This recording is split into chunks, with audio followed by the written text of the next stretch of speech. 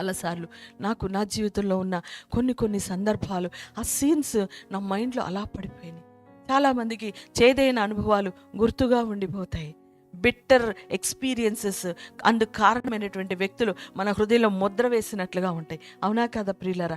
Yes, వాళ్ళని మనం మర్చిపోలేం, క్షమించలేమనిపిస్తుంది. అయితే ప్రభు యొక్క కృప వలన వాళ్ళని మనం క్షమించడానికి, వాళ్ళని ఆ సంగతిని, ఆ యొక్క సందర్భాన్ని, ఆ మాటలను మర్చిపోగలగడానికి ప్రభు మనకు సహాయం చేస్తాడు. అయితే నేనేమంటాను అంటే, ప్రభు చేసిన కార్యాలు కూడా మన హృదయంలో ఆ రీతిగా ముద్రింపబడాలి.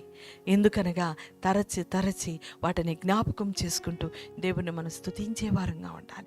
ప్రభువుని జ్ఞాపకం చేసుకొని, దేవా ఆ దినము నీవు నా పక్షమున ఉన్నావయ్యా, నీవు నా తోడై ఉన్నావయ్యా, నా కన్నీళ్లతో నేను లేచినటువంటి నా యవ్వన ప్రాయంలో నేను ఆ కింద ఉండడం, ఆ కింద పడుకొని, ఆ నేల మీద పడుకొని, మరలా ఆ మంచం మీద నేను ఆనుకోవడం